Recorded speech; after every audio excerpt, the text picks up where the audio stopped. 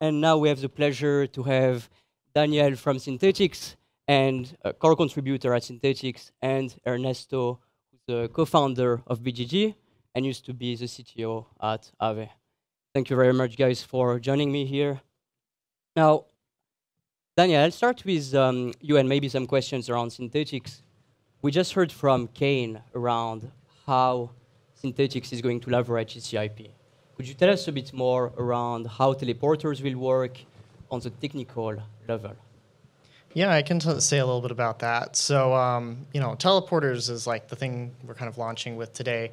And the thing that's kind of really special about it is, like, with Synthetix, we're able to sort of burn tokens, like the SUSD tokens, on the source chain and then mint them on the destination chain. Most like bridges that people usually think of these days, they have to have some liquidity available on the destination chain. So like if you're transferring ETH, they have to have ETH on the destination chain so they can unlock it and send it to you. So we don't have that limitation at Synthetix because we can just, as long as you have the tokens on the source chain, we can just burn them and then mint them on the destination chain.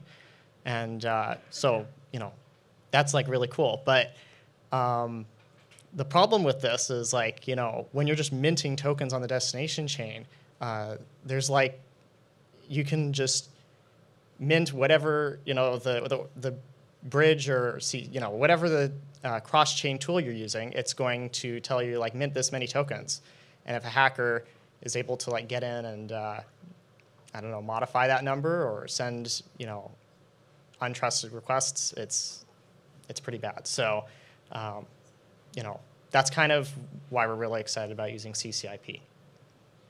Yeah, that makes a ton of sense. I mean, the way we look at this, right, and one of the main things we wanted to address in the space is having secure cross-chain, which can actually do mint and burn. Because right now, a lot of the cross-chain systems rely on liquidity, right? So you need to lock some assets on one chain, and then you need liquidity on the other chain to actually do the transfer.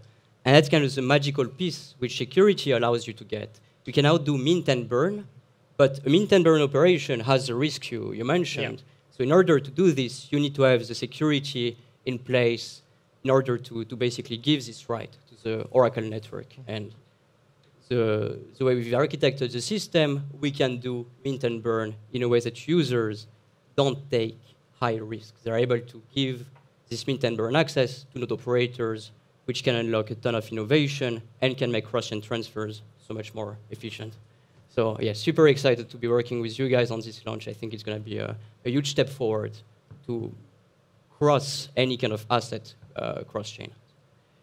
Now, Ernesto, I'd love to hear a bit more from you around the use case for Aave portals. You guys are also using CCIP for governance across multiple Aave instances. Please tell us more on how it works. Yeah, I mean, I think like better like to start with like how is the story of Aave, like with multi-chain. So like almost 3 years ago, I think, like we took the decision like of expanding from Ethereum to Polygon and Avalanche when Polygon and Avalanche were like just starting. So yeah, at the same time, like we wanted to keep decentralized control via a governance system for Aave token holders, and pretty soon we realized like to have like this governance system controlling this other instance of Aave, like well, maybe the infrastructure of bridging these decisions was not really there, like, or we needed to depend too much like on particular entities. This just went to the next level, like, because with Aave 3, like, well, we expanded to multiple other networks, so L1s, L2s, and well, like the same issue as before, like in some cases even worse, there was not really the bridging infrastructure that we needed, like, because at the end of the day, like the teams developing other chains, bridging doesn't need to be part of that core infrastructure. So soon, like we were quite limited on how we control from Ethereum, where the governance lives, all the instance of Aave. And then, yeah, we started to think about it more. And now, like we think that we found the solution, and is like via using a like solid bridging infrastructure that is more third-party bridging infrastructure like CCIP. We can add like some level of abstraction to be able to fully control every deployment of Aave, like with on-chain governance, which is like the ideal of decentralization. That is the core idea.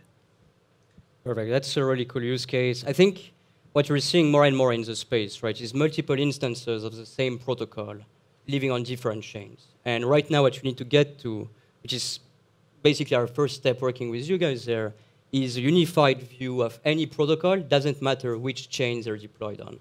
Meaning, if I deploy Aave on 10 different chains, I have the same rules on these 10 different chains. I have a unified state, basically, of my protocol. And that's kind of what you're pioneering here. It's one step forward towards this, which I think the space really needs, right? If I go on Avalanche and I use Aave, and then I go on Polygon and I use the same protocol, I do expect the same rules to be applied, right? And that's really critical for user adoption.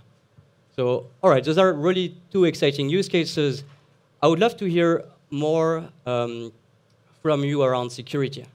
So Aave and Synthetix have been some of the oldest protocols in the space. You guys build with security in mind, which is why you've been around for so long, right, working with us on all of that stuff. What do you think security from CCIP actually unlocks for the space? What type of innovation are you the most excited to see get built? Well, I mean, without security, like there is no permanent DeFi. There is no selling of the idea of the blockchain for the outside world that Sergey and Kane quite well explained about before. So like obviously, like in the case of Aave, like there is I don't know, maybe 7 billion, 8 billion of assets locked in a protocol across multi-chains. So I think it's pretty obvious to understand why we need to be focusing on security, why we need to put a lot of attention to the, let's say, under the hood components that are not so fancy of Aave. And at the same time, yeah, if you consider Aave, all the instances together of Aave, the security to communicate between them, and especially to communicate decisions on them is completely fundamental. So I think, yeah, the role of CCIP is completely central in the system. Yeah, and just as Kane mentioned, Synthetix and Chainlink go way back, and since we've been using Chainlink, we've always had a really good track record of very reliable oracles, very reliable, the bespoke system that we had built for Synthetix V2X that Kane was talking about. That's been super reliable. So I think we can expect really good security from CCIP, and that's part of the reason we're really excited about doing that. Yeah, thank you. I mean, our philosophy since the very start, and by the way, our philosophy has been very driven by the two protocols on stage, right? Synthetix, Aave, because you guys were really some of the first ones which explained to us and gave us a glimpse of what it is to be a DeFi developer, right? What do we need to actually solve for you guys to be able to innovate? And I think, Ernesto, I remember a call 2-3 years ago where you basically told me, yeah, if I had, say, 4 oracles, I would actually have peace of, 4 years now. I would actually have peace of mind to build more stuff, right? To be able to have new architecture, new stuff that the space can use instead of worrying about security of my oracles constantly, right? So the same security we actually brought to the PriceFit space at the time, almost 4 years ago, we now want to bring it to CCIP, to cross-chain, so that developers don't have to worry every time they're launching a new feature, is this piece of software secure? They can say, okay, that's Chainlink CCIP, it's secure, it works. And now they have peace of mind to actually go and work on other things. So, our work for a very long time now has been getting you guys to this place so you can actually pioneer and keep pushing the frontiers of what we do in crypto. That's very important for us, and yeah, couldn't be more proud to be launching this with both Synthetix and Aave. All right. Thank you. Thank you. And a big round of applause for Daniel and Ernesto, who have been working super hard